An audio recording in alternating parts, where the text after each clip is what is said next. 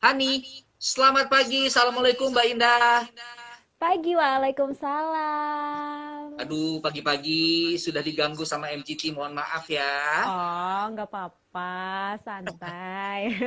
Terima kasih Mbak Indah. Mbak Indah, ini banyak teman-teman listeners juga yang nanti bertanya-tanya boleh untuk hari ini ya. Boleh, boleh banget. Nah, ini Nabila apa kabar? Ada Cikita. Tuh, banyak Pak. Yeay, banyak yang join. Terima kasih banyak loh.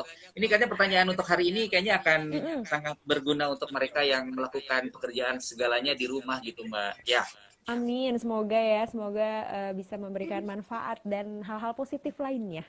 betul. Mohon maaf, Awang di masker Mbak, nggak apa-apa ya? Nggak apa-apa dong. Takut Apa lipstiknya. aku pakai masker juga? Nggak usah, nggak usah. Mbak Indah Nggak biar usah lebih ya? jelas aja. Karena kalau lihat awam terus kan nanti semua listener enak. Oh gitu, baik baik baik. Nggak apa-apa, hemat lipstick jadinya kan kalau pakai masker kan. Jadi nggak Betul, usah betul. touch up gitu. Sip, sip. Baik, Mbak Indah, Hmm.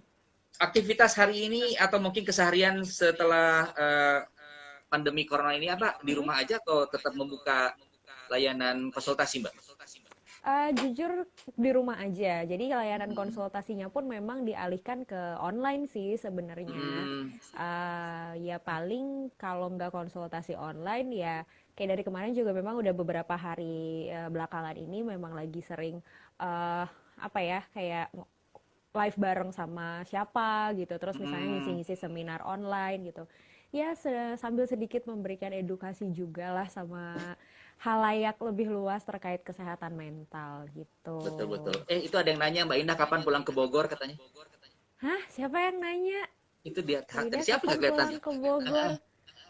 Kok Baik, tahu-tahuan pulangnya kemana? jangan-jangan dia adalah Waduh, saudara sepupu. belum bisa kemana-mana lah sekarang, belum Oh ya. berani lah gitu. Apalagi kalau misalnya kayak ke luar kota yang pakai transportasi umum kan itu lebih Ah, lebih apa ya lebih ngeri gitu loh Kang, jadi oke. kayak ntar dulu deh gitu. Hmm, tahan dulu aja ya Mbak ya. Mm-mm.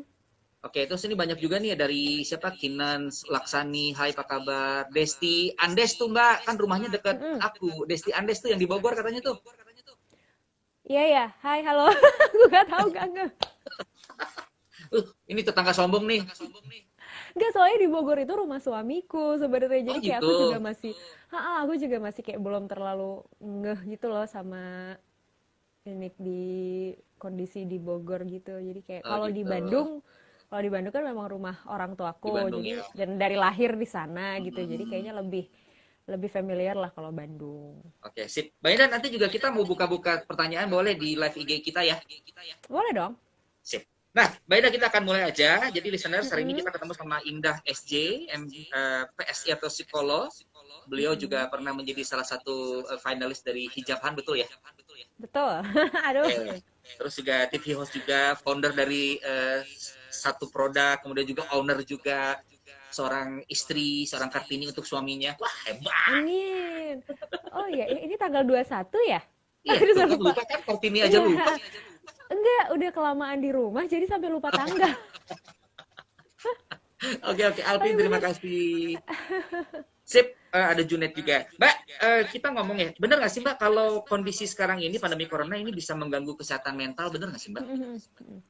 Itu sebenarnya bener banget ya, karena gini, aku ngomong kayak gini juga based on konsiderasinya dari WHO. Jadi sebenarnya WHO sendiri itu kayak 3 minggu, pokoknya sebelum di Indonesia heboh PSBB dan di rumah aja kayak ya seminggu awal ada ada apa ya ada anjuran pemerintah untuk di rumah Mhm. aja. Itu aku udah sempat baca konsiderasi dari WHO bahwa sekarang itu masalah pandemi corona ini bukan hanya menyerang si kesehatan fisik kita aja, tapi udah masuk ke masalah kesehatan mental sebenarnya gitu. Oke. Jadi makanya apakah benar akan menyerang ke kesehatan mental? Ya jawabannya benar karena dari segi WHO-nya pun itu sudah diprediksi dan sudah dilihat, wah ini sepertinya udah kena nih ke mentalnya manusia gitu loh. Sebetulnya gangguan-gangguan yang timbul itu biasanya apa aja Mbak? Gangguan mental yang memang selama ini kita rasakan kalau ini dengan kondisi pandemi ini Mbak. Oke, kalau kita bicara soal gangguan mental di sini sebenarnya kalau di pandemi ini sih memang kita nggak bisa langsung bicara gangguan mental tertentu gitu karena kan Hmm. proses untuk kita punya gangguan mental tertentu itu memang nggak segampang kayak oh kejadian apa terus tiba-tiba gangguan mental gitu, nggak gitu kan. Pasti ada hal-hal lain yang menyebabkan kenapa seseorang bisa terkena gangguan mental. Tapi yang lebih lebih apa ya, lebih terlihat gitu, lebih ke permasalahan terkait um, misalnya kondisi stres yang pastinya meningkat gitu loh, Mm-mm. kondisi stres yang pastinya meningkat. Terus selain itu misalnya kayak orang yang jadi gini, menurut beberapa psikiater dan juga beberapa psikolog gitu kan yang udah melihat kondisi atau fenomena terkait corona ini sendiri, orang yang misalnya memang punya riwayat kesehatan mental yang tidak terlalu baik Mhm. misalnya gitu atau orang yang punya riwayat depresi, biasanya cenderung memang akan lebih sulit dalam menghadapi permasalahan ini. Jadi cenderung akan lebih mudah terkena dampak yang lebih besar gitu. Ibaratnya kayak kita yang tadinya tidak ada masalah apa-apa aja bisa jadi lebih stres Stres, ininya ya. tingkatannya, heeh. Apalagi orang yang udah punya base-nya gitu, orang yang udah punya kondisi yang eh, tidak terlalu baik gitu secara mental, kena ya makin lah gitu. Jadi yang jelas pasti kondisi kondisi stres akan meningkat, itu sih yang pasti jelas. Oke, jadi sebetulnya kalau kita berbicara tentang masalah yang rentan terdampak gangguan mental ini adalah kita-kita seperti orang biasa yang memang sehari-harinya kerja di kantor, terus kemudian juga banyak apa namanya melihat situasi kondisi luar, tapi sekarang sudah di rumah. Ya.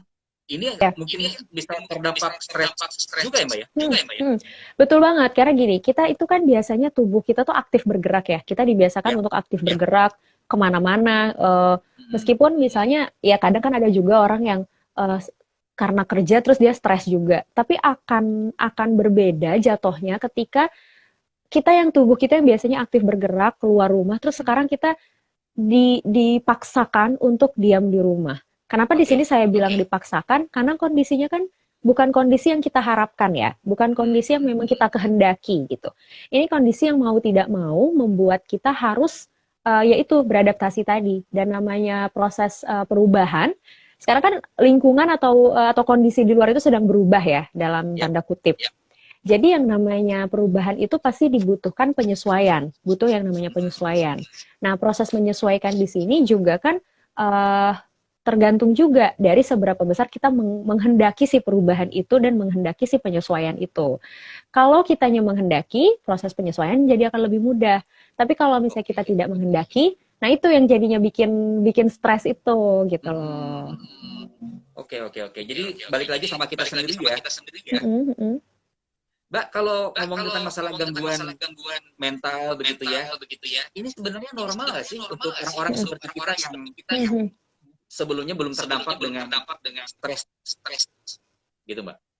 Oke, sebenarnya kondisi seperti ini itu sangat memungkinkan kita untuk mengeluarkan berbagai respon negatif ya, gitu. Hmm. Karena gini, manusia itu kan punya respon-respon emosi alami yang muncul dari dalam diri dia dalam menghadapi berbagai stimulus dari lingkungan. Gitu. Oke. Ada yang misalnya kalau kita dikasih dikasih kabar gembira, kita pasti kan bahagia gitu. Kita dikasih makanan gratis, emosi kita pasti yang muncul adalah bahagia gitu kan. Hmm. Terus misalnya kita dibohongin sama temen sendiri gitu kan, itu emosi yang muncul pasti kan perasaan-perasaan kecewa gitu. Terus misalnya kita melihat sesuatu yang membuat kita mual gitu misalnya, itu kan muncul emosinya adalah perasaan jijik dan lain sebagainya. Nah, Yes. sama dengan corona ini sendiri gitu. Let's say corona ini adalah sesuatu yang kita persepsi sebagai sesuatu yang mengancam, sesuatu Hmm. yang tidak menyenangkan atau tidak kita harapkan gitu, membuat kita tidak nyaman. Nah, respon emosi yang alami yang akhirnya muncul dari diri kita itu adalah perasaan takut. Si takut ini sendiri juga bisa bisa banyak nih manifestasinya, entah itu cemas, entah itu khawatir, lalu nanti bentuk perilakunya jadinya perilaku panik gitu kan. Yang kalau terus terpelihara gitu, apalagi kondisi ancaman ini sendiri belum berakhir gitu. Nah, itulah yang akhirnya akan bikin kita jadinya stres lebih tinggi gitu. Karena pada dasarnya kan manusia itu pasti punya tingkat stresnya masing-masing Iya, ya. Jadi nggak mungkin kalau betul. manusia nggak ada stres. Justru itu pertanyaan gitu. Kalau manusia nggak stres, kenapa nih kok orang nggak stres gitu? Kita tuh tiap manusia pasti punya tingkat stresnya. Tapi di situasi yang seperti ini, khususnya situasi mengancam ini, memang jadinya tingkat stres kita jadi lebih tinggi. Makanya kalau ditanya wajar nggak sih gitu, normal nggak sih hal ini terjadi Mm-mm. sama manusia? Ya sangat wajar, sangat normal. Oke ya, jadi pertanyaannya adalah wajar atau enggak? Sangat wajar begitu ya. Mm-mm. Oke, Mbak, kalau kita berbicara tentang masalah stres di musim pandemi seperti ini, sebetulnya gejala-gejala yang timbul itu kelihatan orang stres apa sih, Mbak? Yang kecil, hal kecil aja. Oke, yang hal kecil yang paling mudah terlihat kalau kita stres itu yang pertama kita sudah mulai sulit konsentrasi gitu. Karena Oke, itu sangat berpengaruh ya gitu. Karena kalau stres kan pikiran kita pasti kemana-mana. Kita nggak bisa fokus sama satu masalah aja gitu loh. Jadi pasti akan sulit berkonsentrasi. Lalu ada nanti efeknya jadinya ke permasalahan jam tidur oke, gitu. Jadi jam tidur juga jadinya mulai terganggu gitu. Kita mulai susah tidur atau misalnya kualitas tidur juga jadinya nggak baik. Misalnya kayak oke tidur tetap nih jam 10 atau jam 11 tidur, tapi tiba-tiba nanti ada intensitas-intensitas yang kita kebangun lah, terus ngantuk lagi, kebangun lagi, tidur lagi, itu juga terjadi. Selain itu juga mulai mengganggu aktivitas sehari-hari. Kalau secara fisik sih biasanya gini, kalau secara fisik stres itu ada perubahan dari detak jantung sendiri. Jadi detak jantung biasanya cenderung lebih meningkat gitu kan oke. kalau secara fisik. Ada juga di beberapa orang fisik ini ngaruh ke bagian tubuh misalnya lambung gitu kan atau Oke. pencernaan gitu. Ada yang orang stres makin banyak makan atau ada yang orang stres justru malah nggak mau makan gitu. Iya, Jadi responnya sebenarnya bisa beda-beda, reaksinya bisa beda-beda di setiap orang. Cuman memang yang paling kelihatan adalah ya kalau itu sudah jelas mengganggu aktivitas ya itulah yang perlu diperhatikan lebih lanjut. oke. Jadi gejalanya beda tiap orang beda-beda berarti Mbak Indah ya. Bisa beda. Mm-mm. Tidak di sebenarnya setiap apa namanya orang yang punya gangguan stres sama begitu Mm-mm. gejalanya Mm-mm. beda-beda. Betul. Ada orang yang ketika stres dia jadi susah tidur, tapi ada orang yang justru ketika stres bawaannya pengen tidur terus. Iya, itu kan tergantung energi ya gitu. Ada orang yang Iya. misalnya energinya besar, dia biasa bergerak, dia biasa kerjanya di lapangan, ketemu Mm-mm. orang gitu, kegiatannya banyak. Ketika dia stres, dia bingung dong, ini energinya mau saya kemana ini, energi saya. Akhirnya ya karena energinya masih banyak, boro-boro kita mau tidur gitu kan, capek juga enggak gitu. Ya. Akhirnya jadinya ngelakuin hal-hal yang enggak jelas lah, segala macam gitu, yang bikin capek sampai akhirnya baru bisa tidur. Nah, kalau orang-orang yang pada dasar energinya kecil, energinya tidak terlalu besar, ketika kondisinya stres, dia makin mudah lelah gitu loh. Oke. Makanya kenapa bawaannya ngantuk, pengen tidur terus gitu. Ya mudah-mudahan kalau kita berbicara tentang masalah efek dari stres ini, mudah-mudahan sih sebetulnya biar biar lebih ketahuan stres atau tidak, kayaknya lebih enak berkonsultasi dengan Teh Indah lebih enak kayaknya ya. Ya, bisa dengan saya atau bisa dengan praktisi kesehatan mental lainnya sih sebenarnya. Gitu ya. Nah, Mbak Indah ini ada beberapa listeners juga yang udah masuk. Terima kasih banyak ada Aulia Fatwa, kemudian ini ada Ade Firmansyah. Aku ingin konsultasi sama Teh Indah boleh? Boleh. Lewat maksudnya konsultasinya kan sekarang ini jaga jarak dulu nih Teh. Iya, iya, betul, Lewat betul. Hmm. Oke, jadi di masa pandemi ini memang sebenarnya gini, kita nih para psikolog ataupun psikiater gitu, pokoknya ya. orang-orang yang bekerja di bidang ilmu kejiwaan atau kesehatan mental memang sedang Hmm. apa ya, sedang sama-sama turut membantu tenaga medis juga untuk Hmm. menanggulangi permasalahan ini. Karena memang kemarin juga kebetulan saya sempat ngobrol sama salah satu dokter yang turut berperan dalam penanggulangan masalah corona ini. Beliau bilang bahwa sekarang nih bukan cuma dokter fisik aja ya yang dibutuhin, tapi dokter jiwa juga udah mulai dibutuhin. Bukan hanya untuk korban, tapi juga untuk para tenaga medis. Karena memang Oke. mereka sudah keserangnya secara psikis gitu kan. Jadi memang kami para psikolog ini sekarang juga sedang sama-sama mensosialisasikan ke masyarakat lebih luas bahwa ada loh kegiatan konseling online yang dilakukan oleh banyak sekali psikolog ataupun biro-biro psikologi di Indonesia yang memang tersebar luas di beberapa daerah ya gitu. Karena memang kami juga membantu apa ya, membantu menanggulangi lewat pendampingan secara psikologis gitu. Jadi kalau misalnya tadi ditanya, kalau saya pribadi memang kebetulan karena saya kan prakteknya di biro saya dan teman-teman saya gitu di Aditi.Sai Center. Nah, Oke. semua klien kami itu memang kami arahkan ke konseling online. Jadi ada klien-klien yang tadinya sudah punya punya jadwal tetap dengan psikolog-psikolog kami, akhirnya juga kami kasih pengertian bahwa boleh nggak gitu kalau untuk yang jadwal sekarang ini dibuatnya online dulu gitu, kita ketemu online dulu. Dan alhamdulillah klien paham sih gitu karena memang ya kondisinya memang lagi seperti ini kan. Iya. Tuh.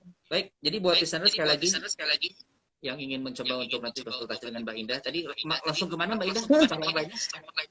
At aditi.sai center. Bisa dicek di bio, bisa dicek di bio Instagram saya juga sih. Sai Center. Oke, saya. Baik, Mbak Indah, kita terusin lagi nih. Sebetulnya perlu nggak sih orang-orang yang terdampak stres ini gara-gara pandemi corona, begitu kan, mikirin tentang masalah kerjaan, kemudian juga dia harus bergerak setiap hari, terus tiba-tiba sekarang harus stay di rumah. Ini harus ada pendampingan dari pihak tertentu nggak sih, misalnya dari pihak pemerintah?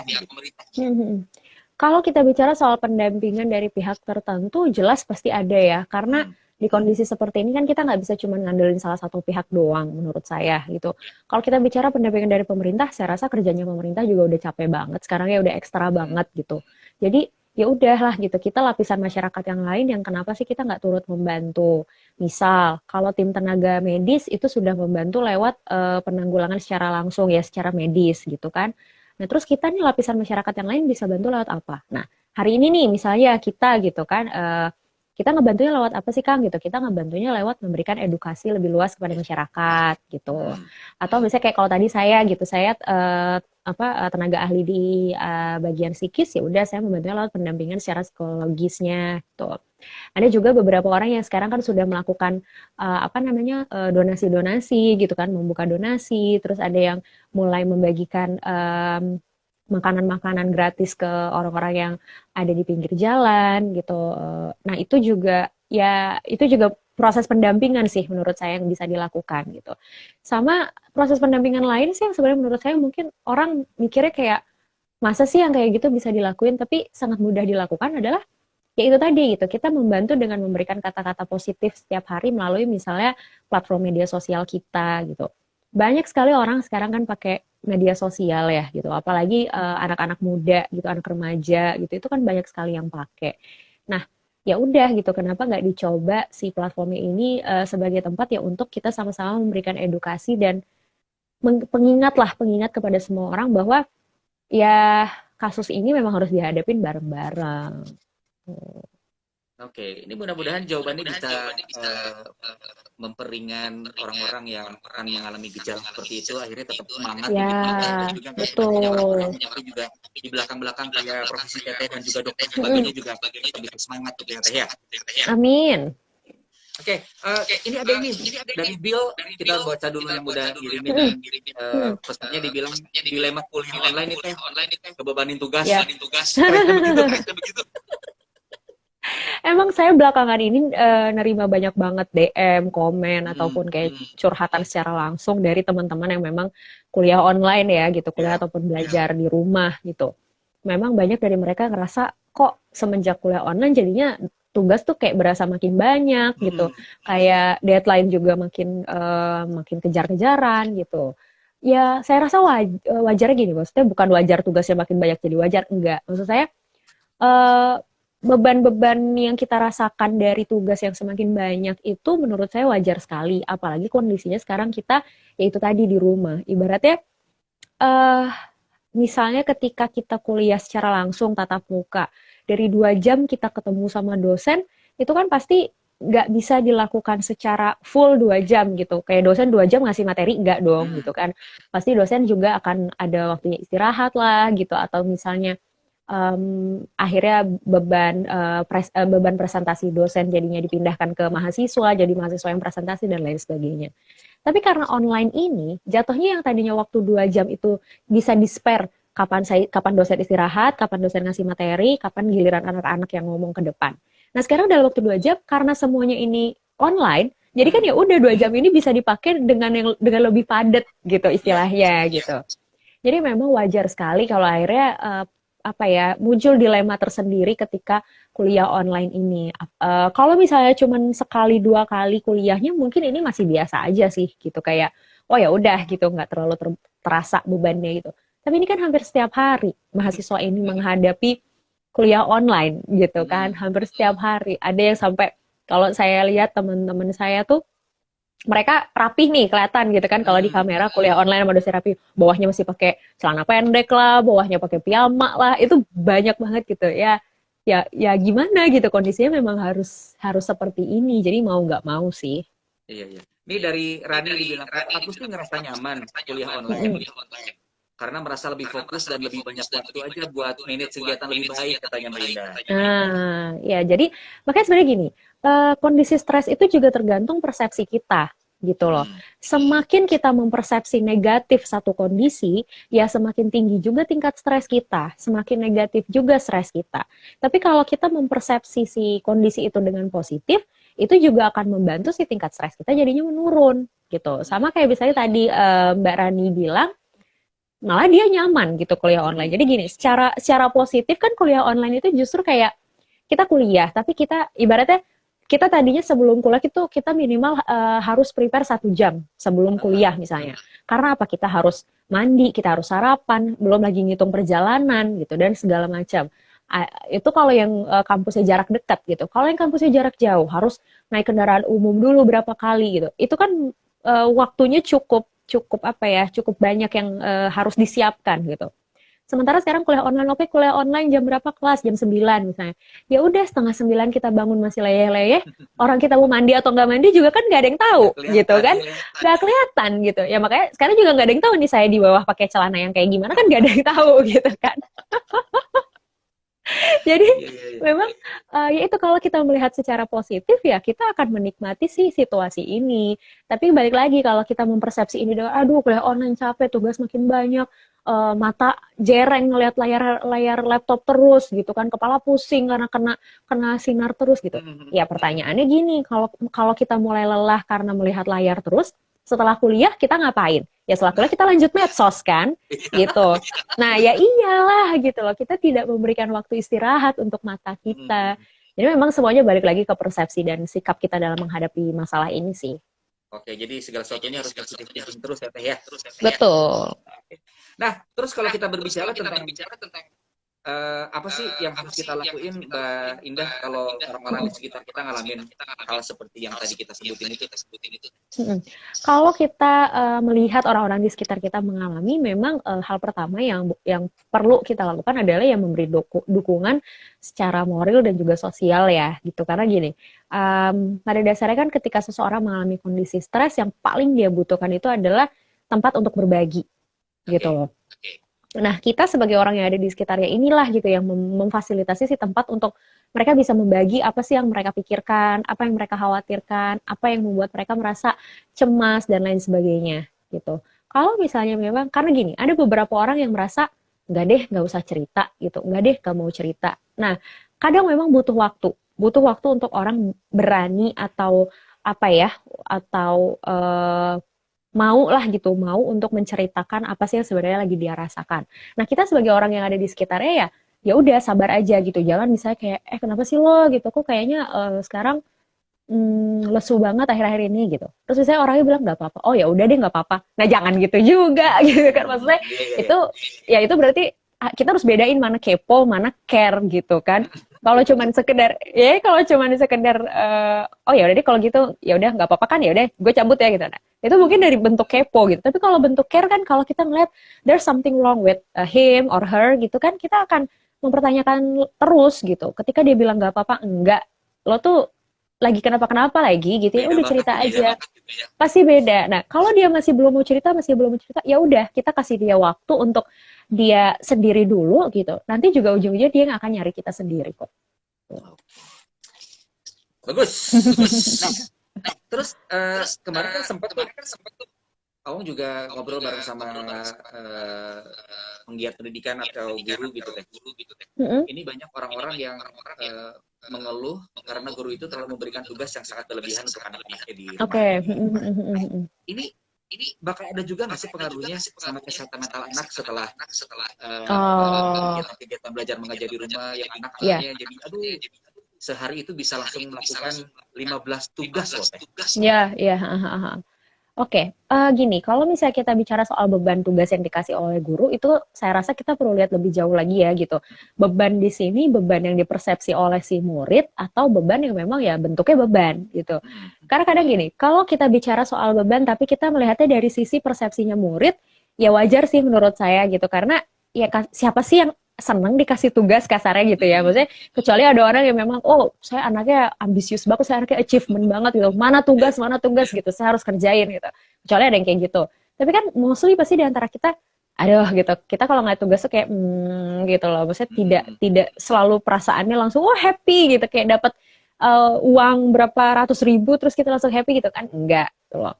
Makanya kita harus balik lagi. Ketika kita bicara soal beban tugas, apakah memang bebannya yang terlalu banyak atau kondisinya yang membuat itu seolah seperti beban gitu loh. Karena gini, kebayang kalau kita biasanya di sekolah, anak-anak di sekolah dikasih tugas sama ibu guru.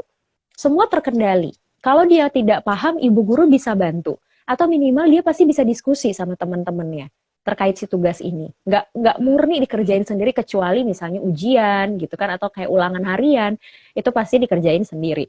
Tapi kalau tugas-tugas sehari-hari pasti kan kalau dapat tugas pasti minimal dia akan diskusi sama teman sebelahnya gitu. Terus guru juga pasti akan mendampingi. Nah, sekarang ketika di rumah dikasih jebret tugas, nah siapa yang mendampingi anak? Itu pertanyaannya gitu loh. Orang tua pun pasti kan kebanyakan saya bahkan belum nemu sih gitu orang tua yang wah saya sudah sukses nih melakukan work from home dan study from home gitu loh sekaligus gitu. Saya belum nemu cerita itu. Dari kemarin cerita isinya keluhan semua. Mbak gimana? Aku mau kerja tapi aku digangguin anakku. Aku mau kerja tapi anakku nanya mulu soal tugas sekolah. Aku pusing gitu. Ada yang ibu rumah tangga, Mbak aku pusing jam 10 biasanya aku udah nonton Trans TV gitu kan. Terus sekarang iya ruang TV ku dipakai anakku buat sekolah gitu, ruang tamu dipakai suamiku buat kerja gitu. Nah jadinya itu kita balik lagi si anak entah ini siswa ataupun mahasiswa mereka ini merasa beban tugas terlalu tinggi ya gimana situasi dihadapi gitu. Ada nggak teman diskusi? Kalau di rumahnya ada teman diskusi beban itu tidak akan terlalu berasa berat gitu loh. Tapi kalau tidak ada teman diskusi, semua dikerjain sendiri, jadinya terkesan beban tugas ini seolah semakin banyak gitu loh. Makanya perlu kita lihat lebih lanjut nih yang dibilang beban tugas ini dari mana sih asal usul bebannya itu sendiri. Oke, jadi sudah mulai harus kita memisahkan begitu ya Mbak ya. Nah, Mbak, sementara ini saya sebagai orang tua juga sama merasakan hal yang sama gitu ya. Gimana sih cara kita orang tua untuk menghindari hal seperti itu? Jadi anak sudah stres sampai orang tua dengan tugas yang luar biasa, anak dialihkan kepada orang tua untuk bisa membantu. Jadi sama-sama stres, jadi akhirnya nggak dapat solusi. Iya benar. Sekarang itu kan kondisinya kayak semua orang jadi dipaksa harus ngumpul di rumah ya gitu. Rumah yang tadinya ada space-nya gitu kan, sekarang tiba-tiba jebret gitu semua ngumpul. Apalagi kalau yang anggota keluarganya banyak, misalnya ayah, ibu, anaknya 3, terus misalnya orang tua gitu kan, nenek kakek gitu, 7 orang dalam rumah kebayang gitu semerautnya kayak apa gitu kan. Ya, kalau misalnya cuma beberapa jam mungkin nggak terlalu berasa, tapi ini kan 24 jam, lebih dari sehari juga gitu. Jadi wajar sih kalau hal ini dirasa menjadi satu stresor tersendiri ya, stresor baru gitu ketika kita menghadapi berbagai macam hal terkait pandemi corona ini. Memang bagaimana sih yang harus kita lakukan? Yang pertama adalah gini, kalau terkait dengan anak-anak ya, kita harus memastikan dulu bahwa anak-anak kita tuh sebenarnya paham nggak sih dengan kondisi yang saat ini sedang terjadi di luar, gitu. Kalau ditanya, sekarang ada apa? Pasti anak-anak tuh jawabnya kayak ada corona. Mungkin mereka akan ngerti dengan si coronanya.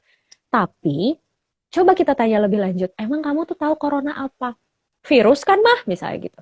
Iya. Terus emang kalau virus kamu tahu kenapa virus corona bikin kamu sampai nggak boleh sekolah, bikin kamu sampai harus sekolah dari rumah, gitu loh. Jadi memang pertama kita harus memastikan dulu anak itu paham kondisi sekarang itu apa sih yang terjadi sampai bikin mereka nih harus sekolah dari rumah. Hmm. gitu loh. Terus kenapa orang tuanya itu ada di rumah? Jadi anak tuh dapat gambaran bahwa orang tua saya di rumah, orang tua saya tidak pergi keluar, bukan berarti orang tua saya libur gitu. Orang tua saya pun tetap bekerja meskipun di rumah. Jadi yang pertama memang kita harus memberi pengertian kepada setiap anggota keluarga bahwa kondisinya sekarang itu kita seperti sedang role play, sedang bermain peran. Oke. Betul. Bedanya eh, kantornya pindah ke rumah, sekolahnya pindah ke Hmm. rumah. Makanya kenapa membentuk satu setting itu menjadi hal yang dirasa cukup efektif. Misal di kalau ayah bekerja itu di ruangan yang mana, anak sekolah di ruangan yang mana. Di setting juga misalnya kalau anak sekolah, kalaupun misalnya ruangannya terbatas nih, tidak ada ruangan yang cukup untuk membagi antara ayah, ibu ataupun anak gitu kan. Nggak apa-apa, kita bisa pakai sudut-sudut ruangan tertentu. Jadi nanti ketika si anak udah jam, itu pertama ya, kita bikin setting. Dan yang kedua itu terkait juga dengan aturan atau waktu. Jadi dalam sehari kita tahu ayah itu kerja jam berapa, Hmm. anak sekolah jam berapa, ibu harus nyiapin sarapan jam berapa. Nah, jadi nanti di jam-jam itu semua ya udah akan sibuk dengan kegiatannya masing-masing. Misal jam 8 ayah kerja, ya udah ayah ke pojok ruangan yang mana gitu loh, yang setting kerjanya dia. Nanti jam 9 misalnya anak masuk sekolah, ya udah anak ke pojok ruangan yang mana. Nah, jadi ketika ayah sama anak lagi kerja, ibu kan bisa menggunakan waktu untuk beres-beres rumah. Hmm. Nanti jam 12 siang bisa disepakati, oke jam 12 siang seperti biasa, jam 12 kan rata-rata semua orang pasti istirahat kan. Entah itu yang kerja, entah itu yang sekolah gitu. Oke jam 12 siang kita kumpul lagi di meja makan, kita makan bareng. Ngobrol lah di situ gitu loh. Jadi buat kesepakatan dan diskusi bersama dengan keluarga, kapan waktunya mereka masing-masing, kapan waktunya untuk boleh diskusi satu sama lain. Jadi tidak ada, ya, itu akan meminimalisir orang-orang yang merasa terganggu dengan aktivitas anggota keluarga lainnya selama di rumah. Oke, jadi yang paling penting sih sebetulnya kunci utamanya ada komunikasi ya, yang diskusikan Betul, tadi yang disarankan oleh Mbak betul. Indah. Mm-mm. Oke, Mbak Indah, ini ada satu pertanyaan lagi dari Rani. Kak, kalau stres dan overthinking itu sama atau beda? Apakah overthinking itu bagian daripada stres? Mm-mm. Oke, kalau kita bicara soal stres dan overthinking, ini bisa gini. Bisa stres menyebabkan overthinking atau kebalikan, Hmm. atau overthinking nih jadinya bikin kita stres gitu. Jadi memang perlu dilihat dulu asal muasalnya dari mana.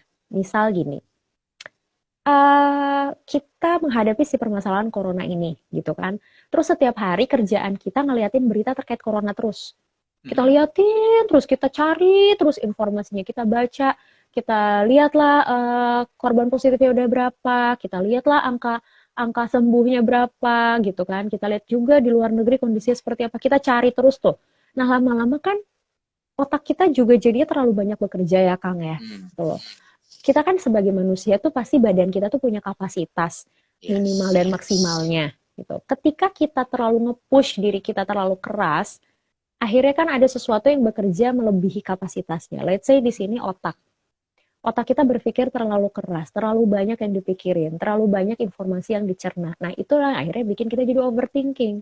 Nah, ketika overthinking ini manifestasinya jadinya ke stres. Kita jadinya nggak bisa Hmm. tidur, kita nggak konsentrasi, nggak mood makan, mau diajakin ngobrol sama teman-teman juga bawaannya emosi terus misalnya. Nah, itu jadinya overthinking menyebabkan ke stres tadi gitu.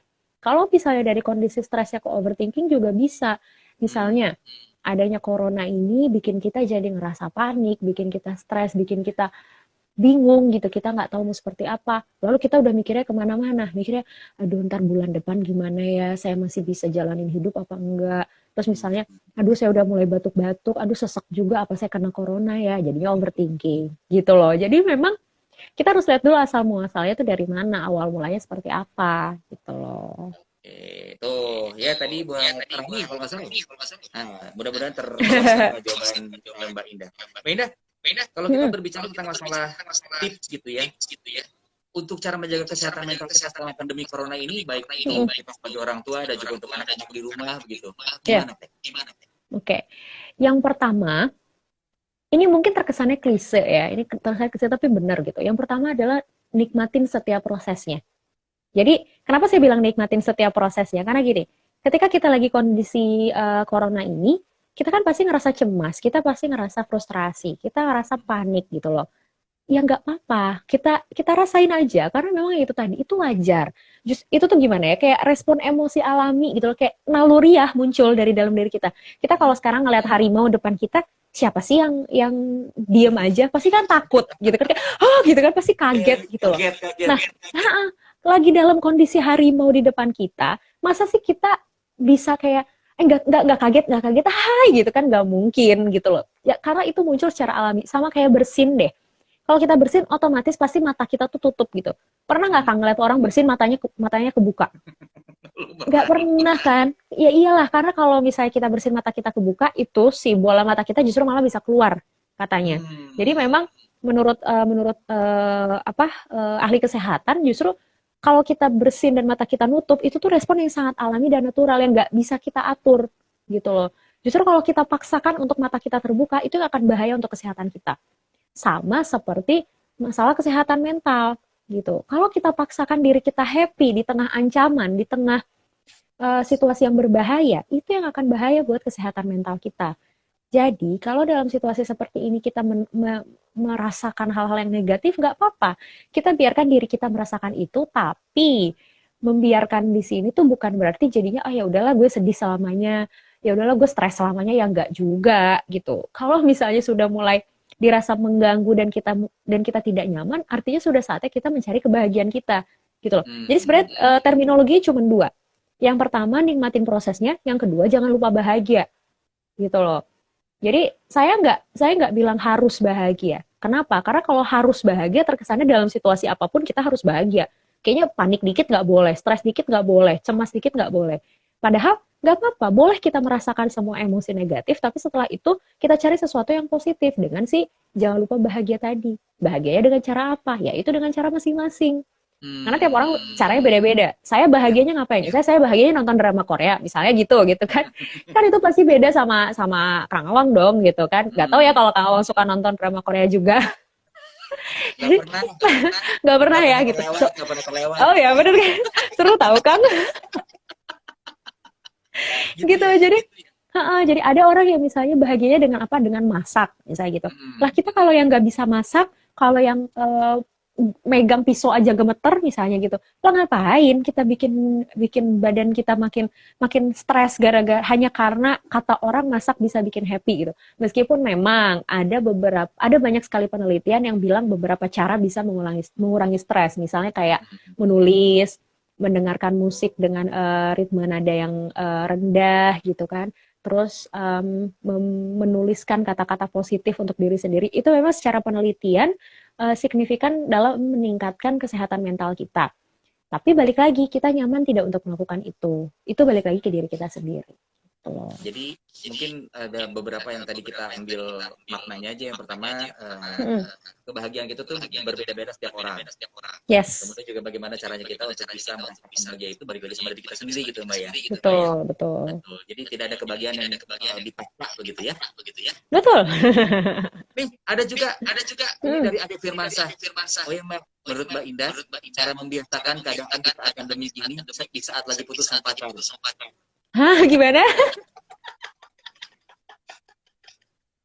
Oke. Ada aja nih. Harusnya justru bersyukur loh. Lagi masa pandemik putus sama pacar, ya udah nggak usah usaha lebih lanjut untuk physical distancing dong. Ya kan? Ya karena emang udah putus, ya udah. Justru yang kasihan, justru yang kasihan itu kalau baru jadian, tiba-tiba harus social distancing atau physical distancing. Ya kan kasihan, baru jadian kemarin, hari ini udah nggak boleh ketemu, tiba-tiba sebulan LDR, padahal satu kota. Itu kan yang kasihan kan lebih kayak gitu loh. Stres. Justru kalau putus malah bersyukur ya alhamdulillah gitu, karena putus jadinya saya nggak usah usaha lebih besar untuk physical distancing. Selalu ada hikmah di balik setiap kejadian kok. Semua, ya. Terus ada lagi nih, gimana caranya supaya lupa sama kebiasaan yang dulu pernah dijalanin bersama, sekarang sudah masing-masing dengan pasangannya masing-masing. Ya, ya kalau menurut saya, kalau sekarang kondisi kita lebih bahagia, yang dulu-dulu mah nggak akan keinget sih. Jadi pertanyaan saya sekarang, bahagia nggak? Nah, ayo. Nah, makanya masih inget yang dulu-dulu kan? tidak pernah ingin melanjutkan ke tahap yang lebih baik Iya, di kehidupan masa depan gitu ya. Nah, betul. satu lagi nih Mbak Indah dari Mm-mm. Restu, dia mohon maaf Kak, mau tanya nih bagaimana sih jika seorang peserta didik tidak memiliki semangat untuk belajar, sedangkan Mm-mm. di masa sekarang ini kan pembelajaran melalui online. Yep. Oke, kalau terkait dengan semangat belajar, balik lagi itu tadi ya, gitu.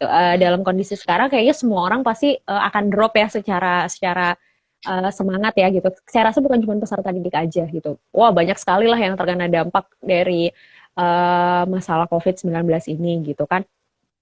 Saya rasa Kang Awang yang sekarang lagi siaran juga sebenarnya tiap hari pasti deg-degan lah berangkat siaran ya kan, gitu kan, Kang. Betul, betul. Gitu, saya jangan jangan bahkan saya yang di rumah aja pun saya juga apa ya, saya juga kehilangan semangat saya dalam arti kayak aduh gitu banyak banget kerjaan-kerjaan yang di pending yang saya nggak tahu nih ujung-ujungnya akan tetap pending atau ya udah nggak jadi sekalian gitu, itu banyak banget gitu kan. Jadi saya rasa dalam situasi seperti ini kita semua harus sama-sama saling memahami sih gitu bahwa kita memang tidak bisa memaksakan keadaan untuk ayo dong semangat gitu kan, kamu harus sekolah, kamu harus tetap semangat, kita tidak bisa memaksakan keadaan seperti itu meskipun memang ya pendampingan harus terus dilakukan. Memang jadinya tugas orang tua dan tugas guru atau tugas pendidik terutama itu pasti jadinya lebih besar untuk memberikan dukungan semangat terus sama anak-anak sekarang gitu kan. Jadi ya ibaratnya gini deh, kalau kita yang hanya kita yang mengharapkan semangat ke peserta didik, misalnya ke murid gitu, kita mengharapkan mereka semangat. Tapi dari kitanya juga tidak memberi dukungan secara sosial, ya sama aja gitu loh. Misalnya saya guru, saya suruh murid saya untuk semangat. Saya berharap murid saya semangat. Tapi tiap hari saya tidak memberikan semangat gitu loh. Tiap hari saya, kamu nih gimana sih nggak kerjain tugas atau misalnya malah jadi membiarkan, ya udahlah nggak ngerjain tugas udah biarin aja, ntar juga dia yang kaget sendiri sama nilainya misalnya gitu, dia yang terima sendiri konsekuensinya. Ya wajar jadinya anak nggak bisa semangat kalau kita aja memang tidak memberikan semangat dan si dukungan itu tadi gitu. Jadi kalau di situasi kayak gini emang semuanya harus saling sih Kak, harus saling gitu loh. Gitu. Oke, semakin seru obrolannya, tapi waktu juga harus memisahkan kita, Mbak Indah. Yes, Takutnya mohon maaf kalau Irfan mengganggu dan juga teman-teman MGT. gak apa-apa. Nah, Senang bisa diajak untuk diskusi bareng di MGT. jangan kapok, nanti kita bakal telepon lagi, kita Oh tentu dong. live lagi Mbak Indah ya. Nah, mungkin Siap. pesan-pesan untuk listeners dan juga untuk pasien-pasiennya Mbak Indah yang lagi mendengarkan. Pesan ya, apa ya pesan? Sebenarnya mungkin kalau jadi gini Kang Awang, aku tuh udah hampir tiap hari aku mungkin live Instagram sama beberapa rekan gitu kan. Jadi mungkin buat beberapa temen tuh ada yang kayaknya ini udah pernah denger gitu, ini udah denger gitu kan. Tapi aku sih nggak pernah bosen ya, karena balik lagi gitu kan. Mungkin peran yang bisa aku lakukan saat ini di sini ya memang mostly mengedukasi teman-teman semua, mostly memberikan semangat ke teman-teman semua. Jadi memang yang mau aku kasih ke teman-teman adalah dalam kondisi seperti ini ya kita kadang mesti sadar bahwa kita nggak bisa selamanya memaksakan diri kita sih gitu. Jadi ada orang yang bilang bahwa gimana caranya di rumah aja bisa produktif. Kalau memang ada saatnya kita tidak perlu produktif ya udah nggak apa-apa. Jadi tidak perlu semua hal dipaksakan untuk mencapai ideal. Kalau menurut saya, makanya kenapa tadi saya sempat bilang untuk menikmati setiap proses gitu. Karena kadang kita nih manusia, kita mungkin lupa atau mungkin kita nggak sadar atau bahkan kita mungkin mengabaikan. Kita sadar tapi kita mengabaikan bahwa kita tuh udah bikin badan kita ini bergerak terlalu lelah gitu loh. Kita udah bikin otak kita berpikir terlalu banyak. Kita udah geraknya terlalu jauh, udah terlalu capek. Kita mengabaikan itu semua. Sampai kita lupa kalau pada dasarnya ya badan kita, fisik kita, mental kita itu juga butuh istirahat. Nah, dalam kondisi saat ini positiflah melihat bagaimana kita bisa tetap produktif tapi dengan cara sambil bisa beristirahat. Saya tahu itu pasti nggak gampang ya. Jadi memang dikatakan katanya, jadi sempat ada dokter yang bilang sama saya, situasi di rumah aja atau edukasi secara psikologis itu jauh akan lebih mudah buat siapa? Buat orang-orang yang memang secara finansial tercukupi gitu. Tapi gimana buat orang-orang yang tidak tercukupi secara finansial? Yang jangankan mikirin COVID, yang penting mereka makan hari ini. Jadi mau nggak mau kan memang mereka harus keluar rumah. Jadi di situasi seperti ini saya juga nggak bisa sih marah atau kesel sama orang-orang yang masih keluar rumah gitu loh, yang masih harus duduk di pinggir jalan saya nggak bisa marah karena ya mereka juga butuh uang, mereka juga butuh nasi, mereka juga butuh makan gitu loh. Jadi memang saya cuma bisa bilang untuk teman-teman yang di rumah aja, yang punya kesempatan untuk di rumah aja, cobalah lihat berbagai situasi itu dari sisi positifnya. Karena banyak sekali orang yang mungkin pengen di rumah aja, tapi mereka tidak punya kesempatan untuk di rumah aja. Tuh. Nah, buat teman-teman atau siapapun yang masih harus berjuang di luar sana, semangat, semoga selalu dalam lindungan Tuhan, tapi yang pasti jangan lupa juga untuk tetap mendengarkan anjuran pemerintah. Jadi kalaupun harus di luar saja, it's okay, tapi pakai masker, jaga jarak, jangan lupa juga untuk terus menjaga kesehatan tubuh. Jadi pada dasarnya kita sama-sama berjuang kok. Mau yang di rumah aja ataupun yang di luar rumah itu kita semua sama-sama berjuang. Gak ada yang lebih enak, gak ada yang lebih gak enak. Gitu. Baik, Mbak Ina, terima kasih banyak. Sama-sama, Kang Obrolannya seru, Alam. mudah-mudahan tetap sukses sama karirnya, Amin. keluarga, dan tetap sehat. Amin, Ya. amin, amin. Sehat Baik, selalu makasih. juga untuk Kang Awang. Oke, Terima kasih. Assalamualaikum, Tete. Waalaikumsalam. Oke, itu jadi cerita-cerita Aung Irfan bareng sama Mbak Indah sebagai psikolog. Teman-teman, terima kasih ada Kinan, ada Ade Firmansyah. Mudah-mudahan terpuaskan dengan jawabannya. Ya, yang lain semangat mental. Ini mental cuma gara-gara pacaran. Richard, Leonardo, terima kasih banyak buat teman-teman listeners yang sudah mendengarkan dan juga melihat langsung live Instagramnya Aung Irfan bareng sama Mbak Indah sebagai psikolog. Terima kasih banyak. Nanti kita kembali dengan orang-orang yang hebat lainnya. Tetap selalu mendengarkan MBT Radio dan selalu lihat Instagramnya, kita bakal siaran atau mungkin kita bakal ngobrol sama siapa ya. Aung Irfan harus pamit, terima kasih banyak. Assalamualaikum. Sukses terus, sehat terus. Bye-bye.